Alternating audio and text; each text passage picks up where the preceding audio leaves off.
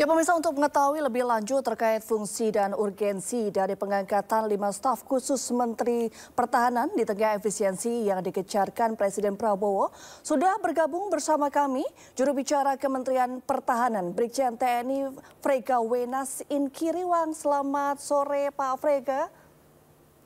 Selamat sore Mbak Reni. Selamat sore Bapak. Selamat sore Mbak. Ya, mohon maaf Bapak, mungkin masih di mute volumenya, bisa di unmute. Selamat sore Mbak. Ya, mungkin bisa dinaikkan volumenya Bapak, belum terdengar di studio. Selamat sore Mbak. Selamat sore Bapak.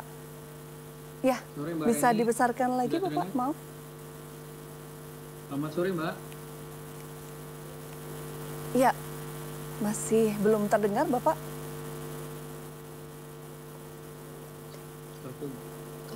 Selamat sore Mbak. Ya, Selamat sore Mbak Reni. ya, sudah lumayan, mungkin bisa dinaikkan sedikit Bapak. Iya. Iya, bagaimana Mbak tadi?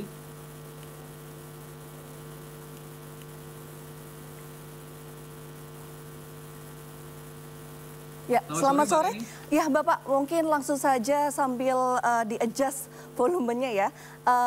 Iya. Menurut Bapak nih, apa urgensinya Deddy Corbuzier diangkat menjadi staf khusus bidang komunikasi sosial dan publik di tengah isu efisiensi anggaran yang terjadi saat ini Bapak? Iya, jadi memang pengangkatan staf khusus di Kementerian Pertahanan ini sebenarnya kan sesuai dengan Perpres 140 tahun 2024, setiap kementerian itu diberikan kewenangan untuk mengangkat 5 staf khusus. Memang kalau dilihat kementerian-kementerian lain ini sudah mengangkat di awal-awal ya. Memang untuk Kementerian Pertahanan sendiri baru kemarin diangkat oleh Bapak Menteri Pertahanan, di mana ada 5 staf khusus. Kita bukan hanya di bidang diplomasi pertahanan, tata negara, kemudian juga terkait dengan komunikasi sosial dan publik, kemudian juga dengan ekonomi pertahanan, sehingga tujuannya adalah nanti membantu memberikan saran dan masukan untuk mendukung tugas pokok Kementerian Pertahanan. Jadi memang tugasnya dari staf khusus ini adalah membantu dalam pemberian saran dan keputusan sesuai dengan kepakaran masing-masing yang memang tidak tercakup dalam struktur organisasi. Demikian Mbak Reni. Kalau secara latar belakang Pak, apa alasannya menjadikan Deddy Corbuzier ini sebagai staf khusus Menhan? Iya, kita akan melihat dari rekam jejak beliau, Pak Deddy Corbuzier ini adalah seorang pakar komunikasi, kemudian dilihat dari engagement beliau punya banyak sekali cakupan yang luas di media sosial, kemudian juga di berbagai elemen. Bahkan dalam beberapa tahun terakhir ini beliau diberikan amanah sebagai duta komponen cadangan. Bisa kita lihat dalam beberapa kegiatan bahwa Pak Deddy Corbuzier ini melakukan interaksi dengan generasi muda, termasuk di level Gen Z, milenial, dan tentunya kita membutuhkan untuk diseminasi informasi pertahanan. Bukan hanya yang secara formal yang dilakukan, tapi juga ada bentuk-bentuk kekinian di mana Pak Deddy Corbuzier ini dilihat memiliki kapasitas dan rekam jejak yang bisa membantu. Sehingga harapannya diseminasi informasi pertahanan bisa terdistribusi secara meluas, baik itu yang terkait dengan kebijakan-kebijakan Kementerian Pertahanan ataupun hal-hal lain di sektor pertahanan termasuk bela negara, komponen cadangan. Demikian Mbak Reni. Apakah nanti Deddy Corbuzier ini akan mengemban tugas khusus gitu di Kementerian Pertahanan, Bapak? Ya, memang kalau dengan penugasannya sendiri, Pak Deddy Corbuzier ini kan diamanahkan sebagai staf khusus Menteri Pertahanan, bidang komunikasi sosial dan publik. Tentunya terkait dengan keseharian profesi beliau sebagai penggiat media sosial, kemudian sebagai public figure, dan juga sebagai pakar komunikasi. Ini tentunya melakukan penguatan, bisa memberikan masukan kepada Bapak Menteri Pertahanan sebagaimana staf khusus yang lain, bahwa dari Perpres tadi diatur tugas staf khusus adalah memberikan masukan dan saran sesuai dengan keahliannya, dan tentunya sama seperti staf khusus yang lain tentunya, apalagi dengan adanya kepakaran beliau di komunikasi, ini akan berkolaborasi untuk menggaungkan kebijakan-kebijakan yang ada di Kementerian Pertahanan. Karena seringkali ini publik tidak sepenuhnya teredukasi, karena ketika bicara pertahanan ini kan berkaitan dengan kedaulatan, keutuhan wilayah, dan keselamatan bangsa yang memang seringkali tidak terlihat seperti yang disampaikan Bapak Menhan beberapa waktu lalu di DPR, bahwa ini adalah berbicara kedaulatan itu sebenarnya seperti intangible benefit. Nah, nantinya staf khusus komunikasi sosial dan publik yaitu Bapak Deddy Corbuzier akan memberikan kontribusi dalam penguatan, di situ memberikan masukan dan saran, dan tentunya dengan profesi yang selama ini dilakukan akan terus berjalan dengan muatan-muatan yang berbau pertahanan, khususnya yang terkait dengan bela negara, komponen cadangan, ataupun isu-isu pertahanan terkini. Demikian, Mbak Reni. Setelah ini, setelah menjadi status ini, apakah Deddy akan tetap menjadi influencer, akan masih diperbolehkan untuk menjadi host podcast begitu, atau ada larangan-larangan tertentu nih, Pak? Ya, tentunya kan kita tahu ya bahwa jabatan staf khusus ini bukan jabatan struktural dan juga bukan jabatan karir. Sama seperti beberapa staf khusus di instansi lain. Kita tahu misalnya staf khusus di Kepresidenan, Mas Raffi, yang tetap menjalankan profesinya sebagai artis, sebagai tokoh masyarakat, influencer, dan tentunya juga justru karena kepakaran Pak Deddy Corbuzier ini di bidang komunikasi sosial, justru engagement-nya itu yang nanti akan dikontribusikan untuk melakukan penguatan literasi tentang pertahanan negara. Demikian, Mbak Reni. Nah, bagaimana Bapak menanggapi kritikan netizen terkait Deddy? Yang saat ini kalau bicara netizen ini kan nggak bisa dibendung ya, apalagi dengan sekarang era keterbukaan. Tentunya Kementerian Pertahanan melihat penugasan Bapak Deddy Corbuzier ini bukan tanpa proses, karena untuk bisa ditugaskan sebagai staf khusus itu perlu mendapatkan persetujuan dari Bapak Presiden. Tentunya kemarin 5 staf khusus yang sudah ditunjuk dari Pak Sudrajat, kemudian Pak Lenis Kogoya, kemudian Pak Indra, Pak Kris, dan Pak Deddy Corbuzier sendiri. Ini melalui pengajuan, kemudian pengkajian yang dilaporkan ke Kementerian Setnek, kemudian dilaporkan kepada Presiden dan mendapatkan persetujuan.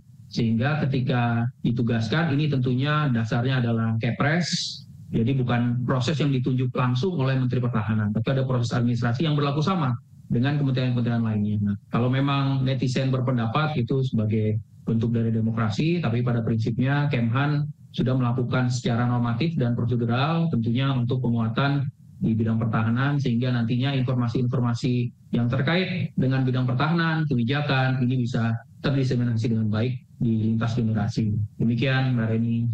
Baik, Bapak, dan kita dengarkan dahulu tanggapan masyarakat Bapak tentang Deddy Corbuzier diangkat staf sus Menhan. Kalau menurut saya sih harusnya dengan efisiensi anggaran ini memaksimalkan yang ada aja, jangan menambah lagi personil terutama dari lingkup yang memang sebenarnya nggak ada basic pertahanan keamanan, walaupun dia mungkin memang udah pernah kayak pendidikan militer atau apa ya. Kalau sah atau tidaknya kita lihat dari sisi aturan. Kalau saya lihat sih sah-sah saja, karena kan siapa saja bisa diangkat untuk jadi staf khusus kan ya, staf khusus Menhan. Tapi ya balik lagi, apakah itu cocok atau enggak dari sisi kinerjanya atau segala macam, dan itu penilaian subjektif dari pimpinannya. Saya rasa kalau untuk staf khusus itu dalam sisi anggaran kan udah ada pagunya, boros atau enggaknya ya itu tergantung berapa nilai yang bakalan dikeluarkan ya, kita kurang tahu lah untuk itu, tapi dalam aturannya kan sudah ada, kita ikutin aja. Nah, Bapak, tadi kan masyarakat ada yang bilang kenapa seorang Deddy Corbuzier yang merupakan warga sipil dan bukan dari Kemenhan sendiri gitu, Pak. Dari Kemenhan, kenapa harus seorang Deddy Corbuzier begitu? Ya, jadi memang ketika kita bicara staf khusus, namanya juga staf khusus, dan dalam Perpres 140 2024 itu diatur ketentuan bahwa ketika mengangkat staf khusus itu adalah staf yang memang memiliki tugas khusus yang tidak tercakup dalam kementerian, sehingga kapasitas dan kemampuannya itu tidak dimiliki dalam organisasi, sehingga Bapak Menteri menugaskan seseorang tertentu berdasarkan rekam jejak. Makanya kemarin kan dilihat bukan hanya Pak Deddy Corbuzier saja, tapi ada 4 orang lainnya dari bidang diplomasi pertahanan, Majen TNI Purnawirawan Sudrajat, beliau sebagai mantan Dubes, kemudian juga pakar di bidang diplomasi pertahanan dengan rekam jejak beliau, kemudian Pak Lenis Kogoya ini terkait dengan kedaulatan, memahami isu-isu di perbatasan, daerah yang terluar. Kemudian juga ada Dr. Kris Supanji, ini beliau adalah seorang dosen dan pakar hukum tata negara. Dan tentunya ada Pak Indra juga yang memang latar belakangnya di industri pertahanan strategis, sehingga nantinya memberikan masukan terkait dengan ekonomi pertahanan. Nah, sementara Pak Deddy Corbuzier sendiri ini karena seorang pakar komunikasi dalam konteks komunikasi sosial dan publik. Jadi pada prinsipnya penugasan ini adalah berdasarkan rekam jejak untuk mengisi kebutuhan yang memang dibutuhkan oleh pimpinan di kementerian yang memang tidak tercakup dalam organisasi. Dan ini tadi saya sampaikan tadi, bukan hanya Kementerian Pertahanan saja yang mengangkat staf khusus, beberapa kementerian lain seperti di PU, Kebudayaan, dan kementerian lain itu sudah mengangkat staf khusus hanya lebih awal. Nah ini Kemhan baru kemarin memang ada proses di situ dan baru keluar Kepres, kemudian dikeluarkan Menhannya dan diangkat kemarin. Demikian Mbak Reni. Terima kasih Pak, dan kita lihat dulu profil dari seorang Deddy Corbuzier. Makan siang bergizi gratis buat anak-anak. Ada satu video yang gue lihat, ada anak ngomong ayamnya kurang enak pala lu. Sebelum diangkat sebagai staf khusus Menteri Pertahanan, Deddy Corbuzier diketahui aktif sebagai influencer di media sosial. Terbaru, Deddy tampak mengomentari tentang makan bergizi gratis yang menurutnya kurang diapresiasi oleh para siswa sekolah dasar. Sontak video Deddy seolah marah-marah di TikTok ini pun menuai kontroversi dari warganet. Sebelumnya, sosok Deddy Corbuzier memulai karir sebagai pesulap mentalis pada 1999. Namanya semakin dikenal saat dipercaya membawakan acara talk show di salah satu stasiun televisi pada 2010. Karirnya sebagai influencer menanjak sejak Deddy mulai aktif di media sosial YouTube melalui podcast Deddy Corbuzier yang kerap menampilkan sejumlah narasumber, baik artis, influencer hingga pejabat termasuk Presiden Prabowo Subianto yang pernah tampil dalam podcastnya. Di luar karir sebagai artis dan influencer, nama Deddy sempat menimbulkan polemik saat dirinya mendapatkan pangkat Letnan Kolonel tituler dari Menteri Pertahanan yang saat itu dijabat Presiden Prabowo Subianto. Tak sedikit warganet yang mempertanyakan prestasi maupun sumbangsi pemberian pangkat Letkol tituler kepada Deddy Corbuzier saat itu. Adapun jubir Menhan saat itu Dhanil Anzar menyebut alasan pemberian pangkat Letkol tituler karena keterampilan Deddy dalam menggunakan media sosial sehingga dapat memperluas jangkauan medsos TNI. Nah ini pertanyaan terakhir kami nih Pak. Deddy Corbuzier ini nanti kalau misalnya Pak Menteri ada tugas kenegaraan ke luar negeri akan ikut juga atau hanya khusus untuk tugas-tugas di dalam negeri gitu Pak? Ya, sebagaimana tadi yang saya sampaikan, kalau ketika ditugaskan sebagai staf khusus, tugas utamanya adalah memberikan masukan, saran kepada Menteri terkait dengan kapasitas dan kompetensinya. Tentunya apabila nanti ada petunjuk dari Pak Menhan untuk mendampingi berdasarkan pertimbangan beliau, itu mungkin sifatnya situasional. Tapi secara prosedur dan aturan memang tugas dari staf khusus ini adalah memberikan masukan, saran, pertimbangan terkait dengan rekam jejak dan kompetensinya. Dalam hal ini sebagai staf khusus bidang komunikasi sosial dan politik, ini dari sisi komunikasi, melakukan diseminasi informasi, dan tentunya bila nanti memang kegiatan-kegiatan tertentu dibutuhkan, bukan tidak mungkin Pak Deddy Corbuzier nantinya mendampingi Pak Menhan. Tapi ini kembali lagi kepada keputusan Pak Menhan, melihat dengan kondisi di lapangan ataupun kebutuhan dalam pencapaian tugas. Karena staf khusus yang ada kan bukan hanya satu, ada 4 orang staf khusus lainnya, tentunya nanti sesuai dengan bidang keahlian pada event atau kegiatan tertentu. Ini bisa juga dilibatkan staf khusus yang lainnya atau Pak Deddy Corbuzier. Namun kembali lagi kepada Bapak Menteri Pertahanan. Demikian, Mbak Reni. Ya, baik. Terima kasih Brigjen TNI Frega Wenas Inky Riwang, juru bicara Kemenhan yang sudah bergabung bersama kami di Sondo sore. Selamat beraktivitas kembali dan selamat sore, Bapak. Ya pemirsa, apakah posisi staf sus Menhan yang diisi oleh Deddy Corbuzier sudah tepat? Dan apakah sesuai dengan latar belakang Deddy Corbuzier? Kita akan membahas lebih dalam dengan pengamat militer Hairul Fahmi. Selamat sore Bapak. Apa kabar? Selamat sore, Mbak Reni. Alhamdulillah kabar baik. Ya, ya.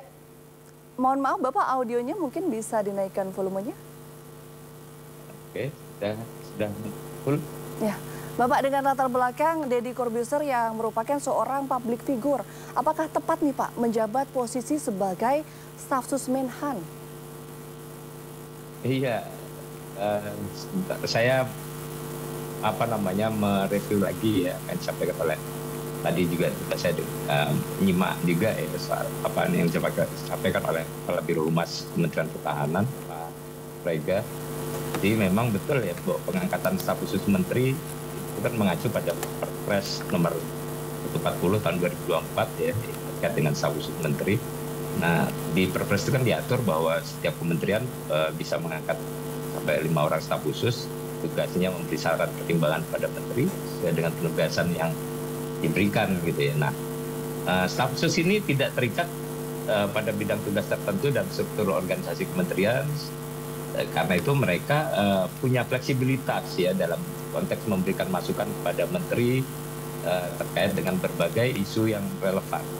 Nah, penting juga dicatat bahwa pengangkatan Deddy Corbuzier kali ini ya berbeda dengan ketika diberikan pangkat tituler sebelumnya yang waktu itu ya mungkin lebih dilihat sebagai bentuk penghargaan, tidak langsung terkait dengan tugas-tugas operasional ya.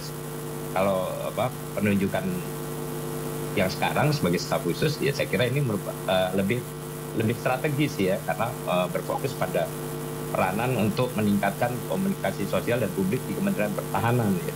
Artinya ini sejalan dengan kebutuhan kementerian untuk beradaptasi dengan perkembangan teknologi informasi dan komunikasi. Nah, apakah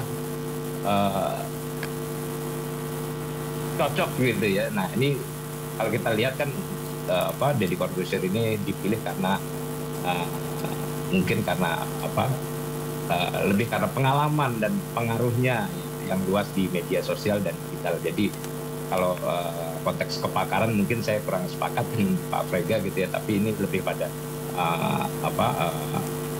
pengalaman yang panjang dan pengaruh yang luas di dunia media sosial dan digital ya. Karena sebagai public figure Om Deddy ini punya kemampuan komunikasi yang kuat, kemudian juga jaringan yang luas gitu ya, sehingga ya diharapkan gitu ya bisa memberikan perspektif baru dalam komunikasi sosial dan publik di Kementerian Pertahanan, apalagi dengan latar belakang sebagai influencer, sebagai host gitu ya. Saya kira Deddy juga bisa memperkuat strategi komunikasi kementerian, terutama menjangkau generasi-generasi muda dengan memanfaatkan teknologi digital untuk mempercepat proses komunikasinya. Jadi relevansinya saya kira di situ ya terkait pengangkatan Deddy ini. Kemudian apakah ini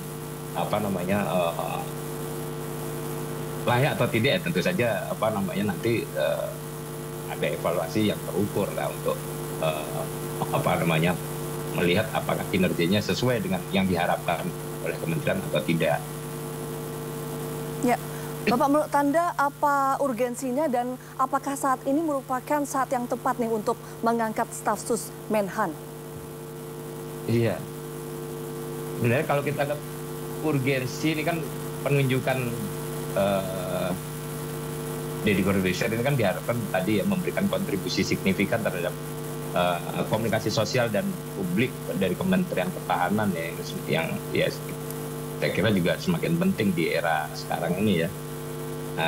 Deddy mungkin bisa membantu untuk memperkuat citra positif Kemenhan ya melalui pendekatan yang lebih modern, relevan dengan audiens masa kini gitu ya. Dengan juga memanfaatkan berbagai platform media sosial untuk mempercepat penyebaran informasi, membangun hubungan yang lebih dekat dengan publik. Ya. Artinya dia diharapkan bisa meningkatkan responsibilitas kementerian terhadap isu-isu yang berkembang dengan cepat. Di situ saya kira urgensinya ya, karena kalau kita lihat walaupun ya setiap kementerian punya biro humas ya yang bertugas mengelola komunikasi publik, juga merawat hubungan dengan media, ya keberadaan staf khusus punya fungsi yang lebih strategis dan fleksibel, ya karena bisa memberikan saran dan pertimbangan langsung pada menteri dalam berbagai isu yang penting dan mendesak, gitu ya, termasuk bagaimana membangun komunikasi sosial yang lebih terarah dan responsif, sama menyikapi dinamika yang ya sangat cepat di dunia digital gitu ya. Nah ini yang saya kira urgen gitu ya, walaupun ya kita lihat ada banyak kritik publik gitu ya terkait dengan pemanfaatan anggaran atau penghematan anggaran ya tentu saja ya dalam konteks ini ya kan kita melihat penghematannya bukan pada kemudian pilihannya mengangkat staf khusus atau tidak mengangkat staf khusus, tapi bagaimana kemudian